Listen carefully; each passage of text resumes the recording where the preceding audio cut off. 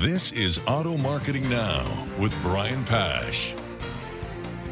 Welcome to today's show. On Auto Marketing Now, we're going to be discussing mobile marketing strategies, how you can connect with today's mobile shopper. And our special guest will be the president of AutoHook, David Metter, and we're going to learn about their new Mobile to Show product that's innovating ways for dealers to conquest their local in-market shoppers on a mobile device. So let's get started with today's show.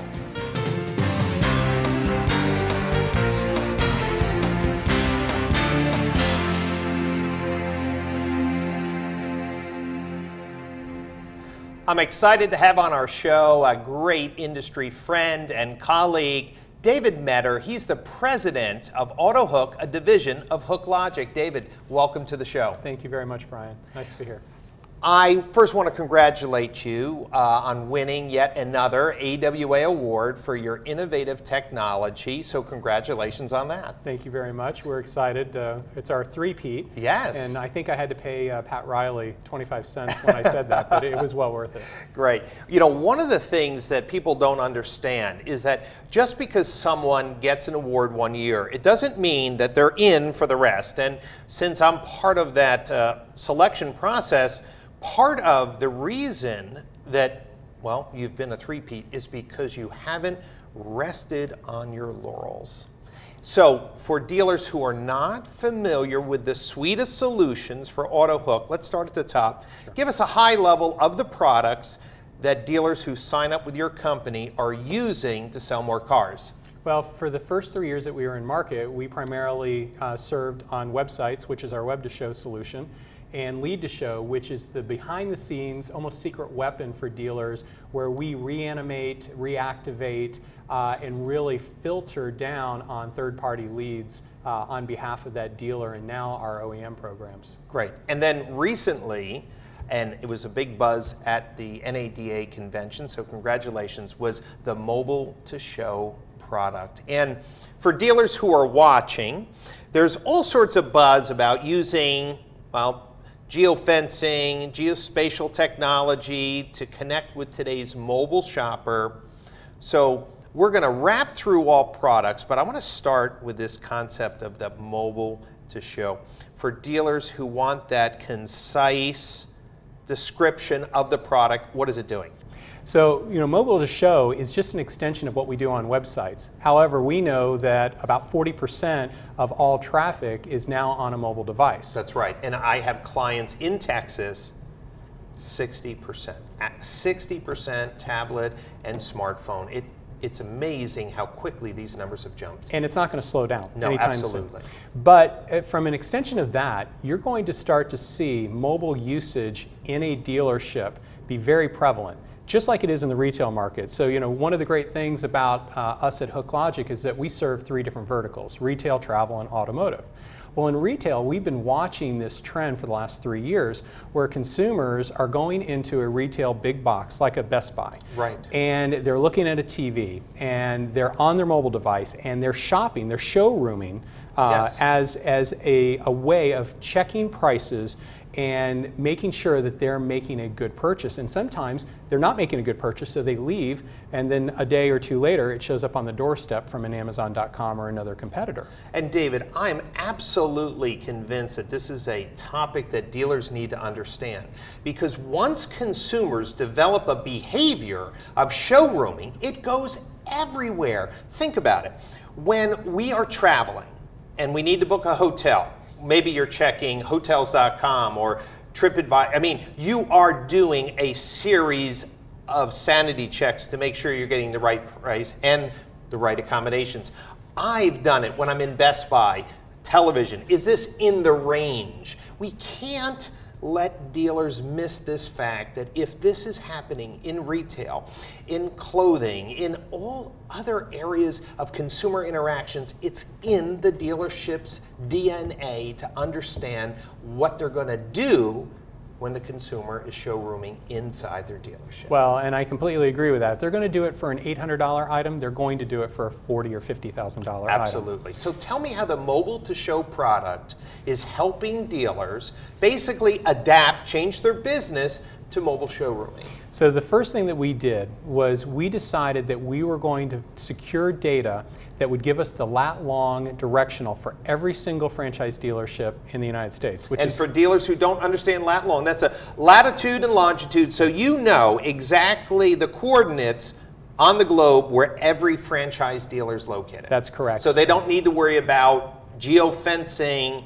local dealers. You've actually done the work for them. Yeah, because if you start thinking about a Starbucks is here and a library is here and your dealership is here, we don't want to confuse the three. Right. We want to make sure that we're going after that specific piece of property where that customer could be located. That's right. And so when we built this, and this took us months, we knew that we wanted to be very innovative. We knew that we wanted to execute well. So in securing all of that data and then building it into our user interface, it allowed us to go to our dealer clients and say, okay, if a consumer is at one of these competitive dealerships that you've picked, so if we're at ABC Chrysler and there's a Ford dealer and a Chevy dealer that are hyper competitive with them. Right, like in trucks, for example. Absolutely, and that's one of our biggest markets on our OEM business. And so we can know when that consumer is at one of those competitive dealerships looking at our Chrysler dealers' inventory on their website. And so we can change that message dynamically to that consumer, driving them out of that competitive situation and into our dealership, utilizing our same attribution chain that allows us to know that that consumer came off a mobile device in that competitive dealership setting, driving them into our store.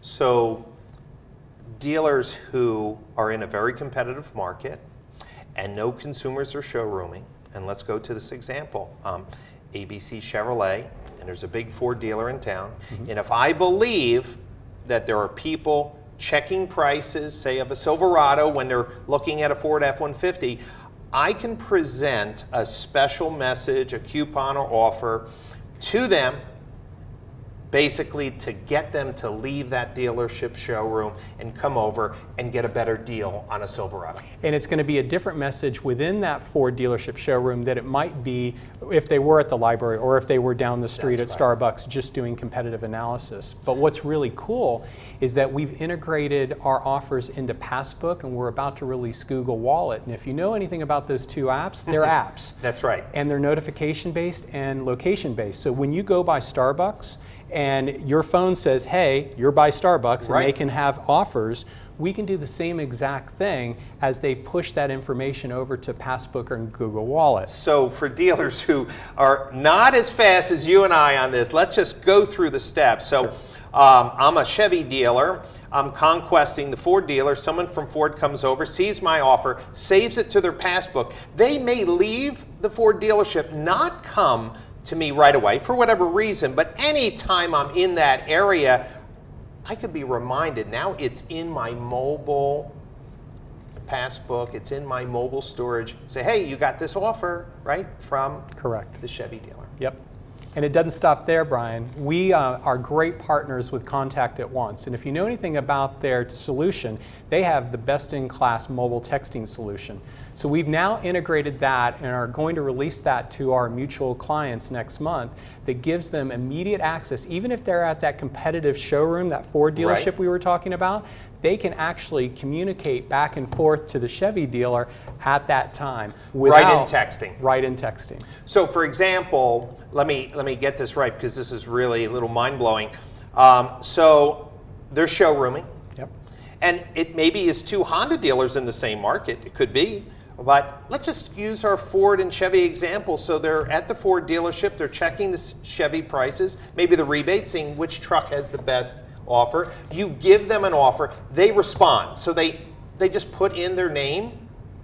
There's two calls to action. Right. They can put in their cell phone for a text right. or email. They don't even have to put in their name because we don't need it at that point. We only need it when they come into the showroom. So if they put in their cell phone to get the offer texted, then the BDC or the sales rep using the Contact at Once SMS integration can shoot them a message. Hey, this is Brian. I'm over here at the Chevy store. Love to have you test drive. We're running really great specials on the Silverado. Get that person out of the showroom and into mine. And it gets better. So we've just talked about what happens when that consumer is on the dealership's website. But Right. what happens if they're not on the dealership's website? And David, it's a really good point, because there are technologies that have, whether it's a pop-up coupon or some geofencing technology that only reside on the dealership websites. And I've talked to dealers and they say, well, Brian, how many people really showroom? Now, you and I know it happens, right, and it's going to grow.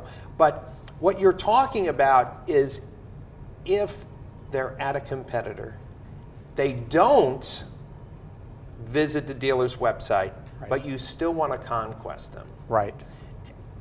Let's talk about how are you pulling off a custom targeted message when they're not on the dealership's website? So we did a lot of research, and over the past year we identified the best in class for mobile network. So we wanted to find somebody who had a number of sites, hundreds and hundreds of sites all across the country, and apps like music apps around Pandora, Spotify, right, along with all of the local news stations, radio stations.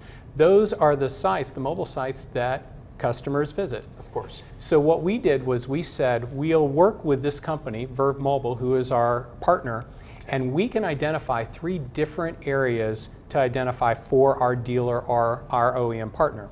The first one is, let's protect our backyard. So if we talk about that Chevy dealership, we can then geofence around that area, right, and make sure that if any consumer is visiting any of those hundreds and hundreds of sites within the network or on those apps, they'll make sure that our call to action will show up in those areas. So in that case, we should just describe it as a way to advertise on mobile devices in your geo radius, like an AdWords concept where you could say this radius around my dealership if they're on a series, if they're on this network. Yep.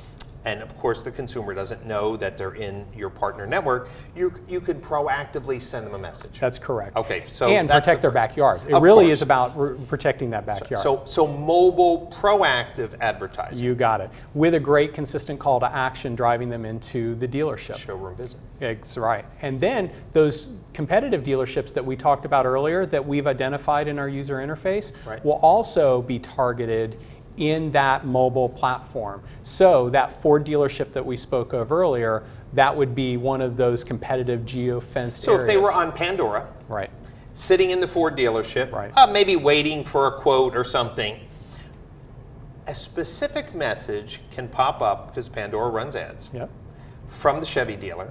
The Chevy dealer knows that they're at the Ford dealer, and it could be a specific call to action to get them to leave that showroom and come on over. you got it. Wow. And then we retarget any auto intenders. So Verve Mobile, along with our company, works with great companies like Polk, Datalogix, and other data providers, knowing when consumers are back in market or have gone through certain actions.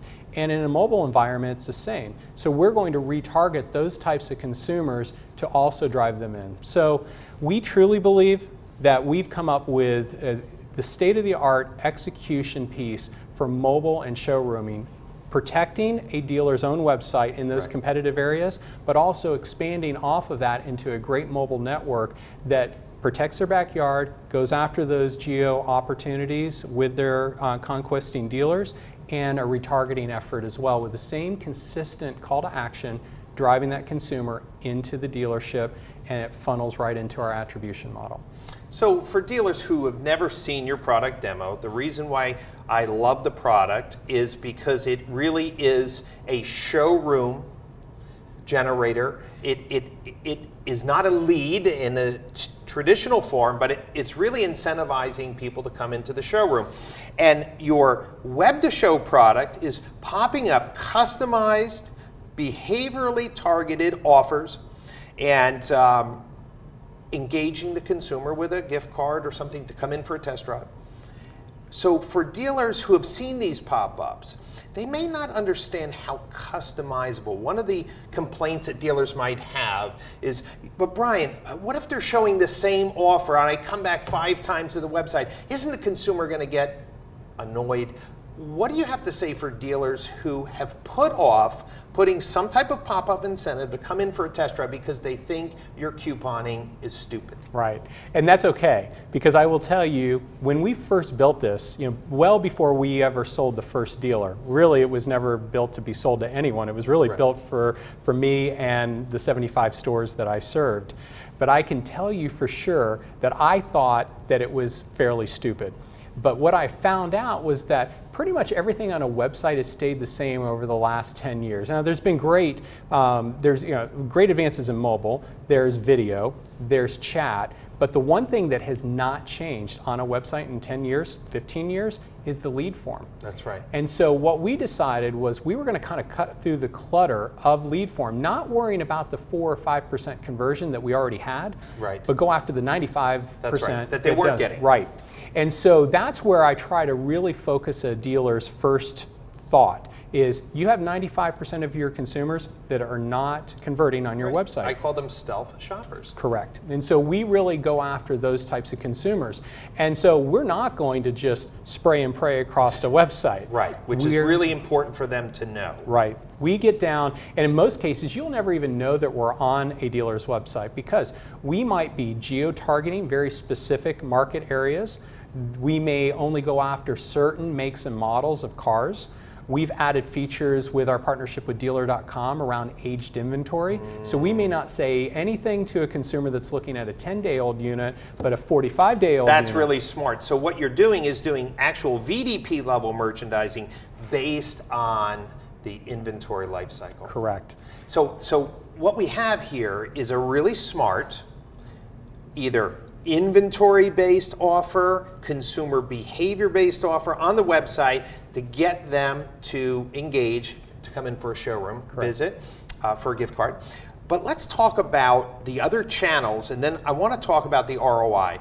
So dealers may not know that if they're doing direct mail, if they're doing email, that you can embed these offers and they really have great traction. Let's take just an example that comes top of your head of either a direct mail or email offer. How are dealers using the product there? Well, we have dealers doing that daily, but we also have OEM partners who are launching brand new product into the market, and all they want to do is conquest new opportunities into their dealership. That's right. So we do lots of different programs like that behind the scenes that no one knows about, except for our dealers, of course. Right. Because we will either embed a link within the email and it will click through, and then they'll go through our engagement and come into the showroom, or we'll simply generate codes. We generate millions of codes each and every month for advertising agencies on behalf of OEMs and dealers that embed it directly into a direct mail or an email piece, and all that does is direct that consumer down, and we can attribute it down to not only that direct mail email piece, but what drove them in, and if they purchase, because we get all of that information on that showroom visit. So let's go through a perfect example. A dealer buys a list. These are a conquest list. They want to offer a $50 gift card if they come in for a test drive. You work in partnership with a direct mail company. You give them an 8-digit code, and the letter says, hey, come in, test drive this model, and we'll give you a $50 Home Depot card or a $50 Amex card. Just show the salesperson this 8-digit number. That 8-digit number is associated with Brian Pasch and my home address and whatever my data profile was. So if I come in and that code is redeemed, now I have a sales attribution model down to the piece, the campaign, the mailer, that a dealer really never had before. That's correct. And that's why it's very interesting, and you know this in your seat, that it's very, very hard for a technology company to serve the OEM well and serve the dealer well. That's right. And so what we've been able to figure out over the last 3 years is that we serve both, because typically you can only serve one or the other. Right. But with us, what we can do is we can serve the OEM well by giving them all of these attribution chains, whether it's through a website, post-lead submission, direct mail, email, auto show engagement with our mobile app, whatever it is. But we serve the dealer incredibly well because we may drive 27 showroom visits to ABC Toyota this month. That guy at ABC Toyota doesn't care about how they got there on those different strands. That's right. He cares that he had engagement with 27 human beings, and 60% of them, based on all of our historical data, purchased a car from him. And so if we can drive X number of people into a showroom, we serve the dealer well because they get face-to-face interaction with the consumer, and we give all of those analytics, all of that data back up, arguably better than anything they've ever seen, because we can track showroom visits to sales back to all of those chains really, really well. So for dealers who don't get the bigger picture, like it's so clear in my mind, for the first time, we have a platform that can be used for email and CRM templates, direct mail pieces, for website conversion, mobile conversion, that basically is driving that showroom visit. And if they come in, we can track the source, we can track the ROI, and so it is truly a show generator tool. Now, for dealers who are skeptical, I love some of the stats. So if I use your platform and 100 people fill out their name and address, whatever they need to do to get the gift card, what percentage of those people actually come in on average, and what percent will buy a car? Good question. Of the 100, we typically see 32% show rate, or 32 of those people. That's over a 6-year period of time. Some of our OEM programs have as high as 38% show rates. Right, so a third of the people are going to show up, and then of those people show up, what percent buy? 60% purchase. And because we get name, address, phone number, email address at the time that that consumer shows, and that data is accurate, because what do they want when they come into the showroom? They want the gift card. That's right. And so we get a 99.2% accuracy in the data that we collect, and it matches up against registration data, whether it's from the OEM or Polk, at almost 100% effectiveness. David, I got to stop you there, because I think that dealers will miss that really important point. Right.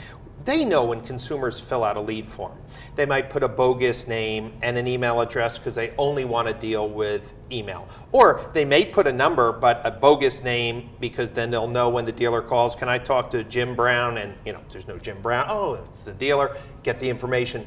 But there's something beautiful about your platform. When I understood it last year, the light bulb went off. Since you set the rules, you want that $50 gift card? I need your first name, last name, your address, your phone number, email address, whatever you require. But since they want the prize and you set the rules, they comply. And this is what's so beautiful. There's so many people selling dealers the next shiny object. But since they fill out that form, due to DMS and Polk and registration data, how many people either bought from the dealer, or the scary part, how many bought from a competitor. Is that correct? It is. And what do you see, and David, what about the dealers who aren't executing in their internet lead processes? Are you finding that the dealers with strong internet process are getting strong shows, and the ones that are weak, well, they're just buying from someone else? What are you seeing? Well, I'll tell you what we actually see. It's very interesting. So our show rate typically stays the same, whether they have a great internet process or a weak one. That is great news for dealers who are struggling online. However, because we have all of this great vision into how many people show, so if you use an example of 35 people showing up at a dealership, I can give you reporting that says 22 of those customers purchased a car at ABC Toyota. But I know that these other set of customers, 15 of them, left the dealership, but more importantly, where did they go and purchase from? Did they stay in brand, or did they go to a different brand? And the majority of the time, they stay in brand. So this is really important. Since you have such accurate data, out of all the advertising solutions, you really have the most accurate report on why they lost potentially that deal. If they went to another dealer, okay, that's a process you should be able to fix, right? If they went to another brand, probably maybe better cross-selling, Q&A, rebuttal training. But so what I'm hearing, a third come in. Of the third that come in, 60% buy. That 40%, which has been the black hole, dealers have not understood why consumers are buying elsewhere. You now provide a window of visibility that actually allows them to improve their sales process. Well, and that's why I've been walking around with a smile on my face for the last couple of years, because we knew that we'd hit a tipping point where all of this would come out. It used to really concern me when people called us a gift card company, because we do use gift cards to incentivize a consumer, but we do that as a means to the end. Really, our play is a data play. And so we drive all of this great data all the way down to the showroom level, connect it with sales attribution like no one in the industry can do. Yes. And we serve both entities really well. And so we're excited about where we are in our industry. David, it would be wrong for me to close today's interview without asking a tough question. Now, for me, this is a no-brainer. Serving up relevant offers based on behavior, customizing them to get a showroom visit, that's a no-brainer for me, because it really maximizes every investment that the dealer's making in Google AdWords, social media, SEO, whatever they're doing. It's increasing conversion. Why would a dealer say no? I'm not installing AutoHook on my website. Well, and I think it ties back to my days of selling and managing and running a dealership. You know, before internet, we did a lot of conquesting around direct mail. Right. And in those direct mail pieces, we used to give away a lot of things. Like the Ginsu knives. Exactly. And what would happen when some direct marketing company convinced the boss to give away knives or a toolkit? How did the sales floor react to that type of offer? I hated it as a salesperson. Now, why did you hate it? I felt like I spent my entire Saturday giving away 27 basketballs and not selling cars. Great. And so I think what's happened is there has been this following of that type of an event when they see our incentive piece. And so they think that Ginsu knives, basketballs, and toolkits, which were not targeted, right, just offered to anyone, right, they're missing the point that you are really serving up a targeted offer. Correct. With the payoff being a test drive, not just come in to pick up a gift. Yeah, and I think it's more about how we target, because back in those days, a list was just a list. Right. There was no targeted, real conquest list back then. And so what we do is even farther than that. We really go down deep and watch a consumer's behavior and make sure that they're intenders to buy a car. The last thing that I want to do, and this is why I developed these products, I don't want to waste salespeople's time. I had 1,200 salespeople that reported up through my channel. Right. I want to make sure that I drive the best opportunity into those showrooms so that my salespeople can do what they do best, right, and that's sell a car. That's right. And David, one thing that I wanted to share, because I've seen this repeated over and over again, and I know that your product, performs perfectly. I visit so many dealerships and they have this database in their CRM of leads, hundreds or thousands of leads, and they know that their internet team really didn't passionately pursue them as hard as they should. Some of these people are still in market. So I say that dealers have this gold mine. They're sitting on this gold mine. One thing that I'd like you to talk about, how do you help dealers who are sitting on thousands of leads that, are consumers that could be in market, out of market, back into market? How do you re-energize through your data partnerships to, continually clean and activate their CRM database? That is, I believe, our secret weapon and our lead to show solution. And it was really brought apart by the same thing. We had thousands and thousands of leads that were just sitting there dormant. And so we work with great providers like Polk and their lead intelligence product. It's a lead scoring solution. Yep.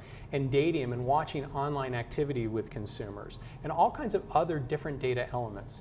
And so we can watch a consumer as that lead comes in and decide, should we instantly go after them because they're a high scoring opportunity, and help the dealership then? Or should those leads be nurtured over a period of time? You know, and I know that they're not going to do it at the dealership. That's right. But if we start to see online activity or other things that create the correct filter of execution, that's when we go after them. And in some of our OEM programs, we've seen that we've doubled the closing ratios of those third-party leads by going through that same type of filtering system. And the dealer can't do it themselves. That's the thing that they have to understand. They don't have the ability to know that this lead that was submitted in their CRM a month ago went dark, 2 months later is back in the market shopping. You can activate them with an offer to get them into your dealership. This is, well, really the nirvana that dealers have been looking for. You know, let my team work the leads, but if they falter or if somebody comes in and out of market, be my backstop. I think that your product is like sales insurance. They've invested money to generate this lead, but now they've left a lot of meat on the bone, haven't they? And I think that what we do really well is we marry technology up with great big data opportunities and execute well. Yes. And that's all we really want to do. So dealers who are watching the show, we have lead to show, web to show, mobile to show, and all of it with the industry's most accurate sales attribution model, not only on people who buy, but the people who buy elsewhere. David, what type of commitment does a dealer have to make when he wants to sign up for the product? Is it a long-term commitment? Is month to month? What dealers like to know what they're getting into? Well, because we believe that we have to perform, we initially sign up a dealer on a 3-month program, and after that, it's month to month with a 30-day cancellation. If we don't perform well, then we expect you to cancel, but we perform really well. Great. Well, our shared clients rave about the product. That's why I wanted you to have on the show. That's why you're winning industry awards and recognition, because dealers are looking for more showroom traffic. Dealers who want to sign up, where do they go online to get more information? Just simply go to www.leadtoshow.com. Great. David, thanks so much for being on the show. And I'm really excited about the mobile technologies and how you are adapting to, well, provide a turnkey solution to connect with today's mobile shoppers. So thanks for being on the show. Thank you, Brian.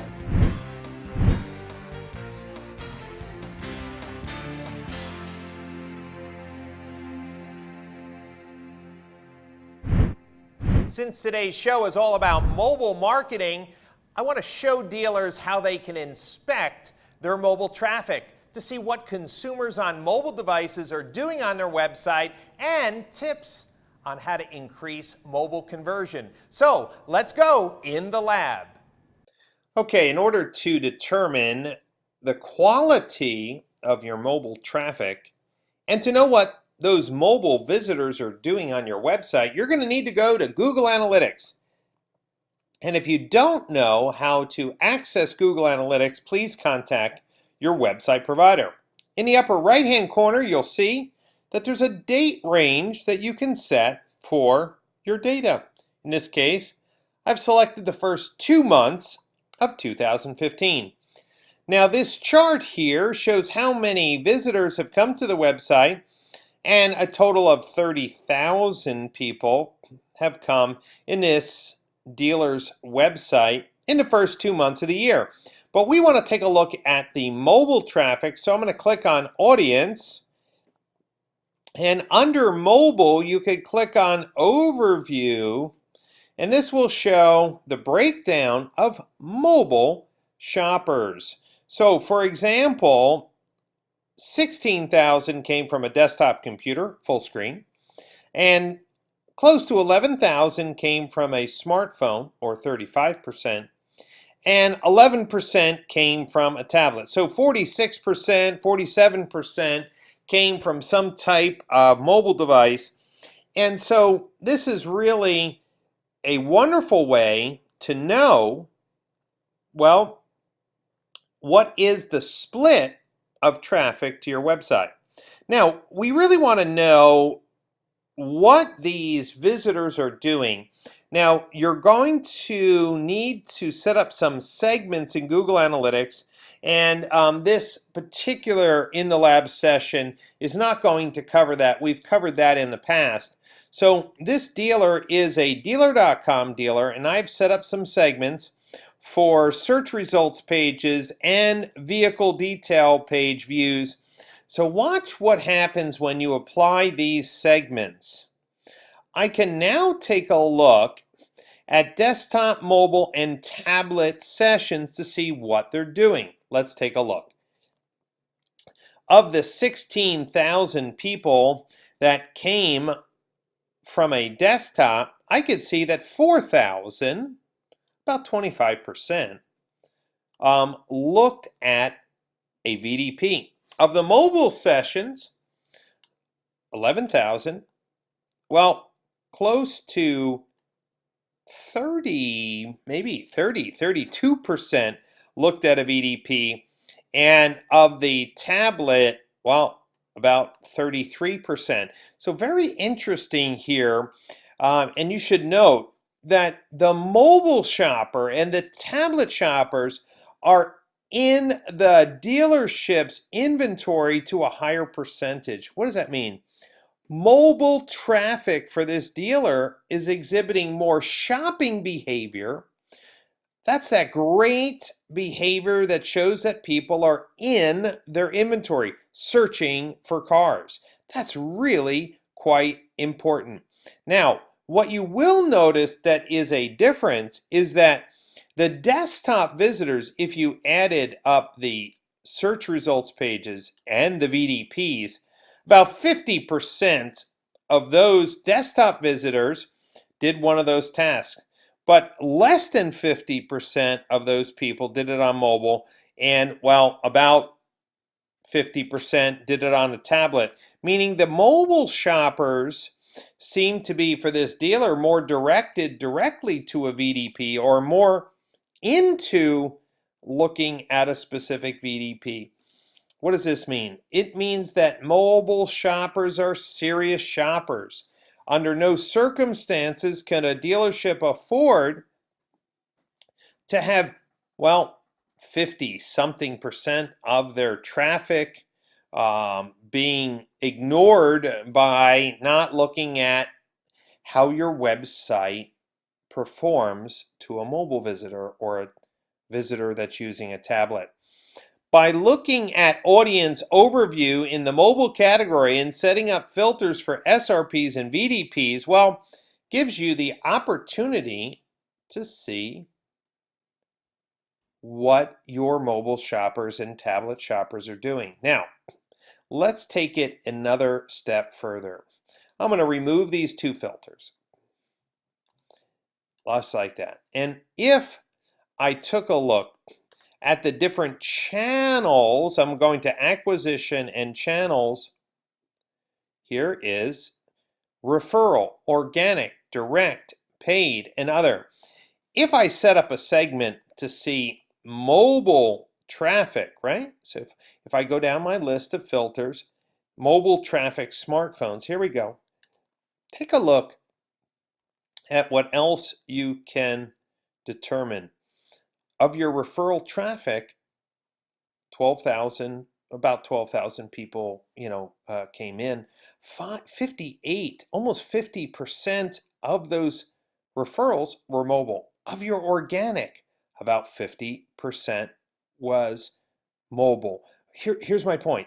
Direct, 50% or more was mobile. Meaning across all visitor types, mobile is consistent. Some people say, well, mobile shoppers don't do organic searches. Mobile shoppers don't, go direct. Well, they do. Matter of fact, take a look at this. Almost 2,000 of the 3,000 paid search sessions were mobile. Ladies and gentlemen, watching today's session here on CBT, this is super important for you to understand that mobile traffic is serious.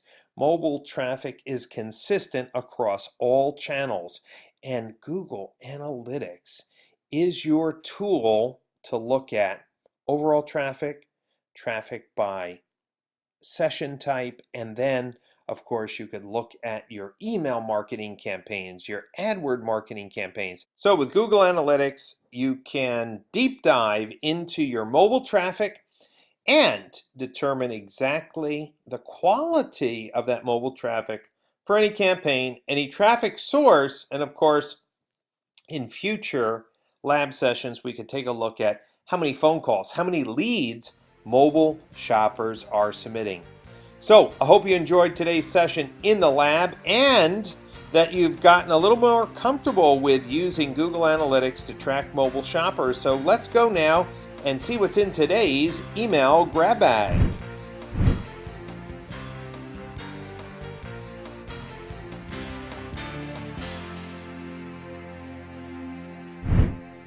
And now for today's email grab bag. An internet marketing manager writes, Brian, How can I increase the conversion on my website for mobile shoppers? Well, if you haven't checked your Google Analytics lately, you might be surprised that upwards of 40–50% of your traffic is coming from a smartphone or a tablet.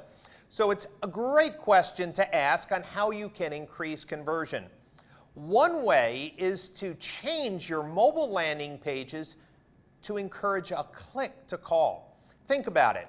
If somebody's on their mobile device, especially a smartphone with a smaller screen, you know that there's not as much information you can present on a smaller screen, and more importantly, you would rather speak to that person on the phone. But you might be surprised on how many mobile landing pages, mobile VDPs, mobile contact us forms, well, it's still requiring the consumer to fill out their first name and last name and, well, maybe 3 or 4 other fields. Ladies and gentlemen, watching today's show, you should be encouraging consumers to call.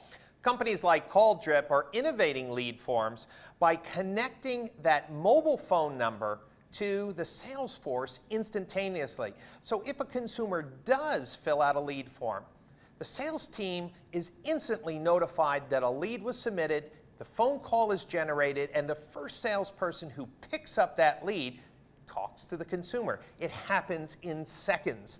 So imagine the increase in conversion when you know a mobile shopper submitted a form and 2 seconds later you're calling them back. So those are 2 simple ways to make sure that your mobile shopper conversion is increased to sell more cars in a digital age. If you have an email grab bag question and we select it for the show, I'll send you a free copy of my new book, Mastering Automotive Digital Marketing. So thanks again, and we'll see you next week on Auto Marketing Now. Thank you for watching this week's edition of Auto Marketing Now.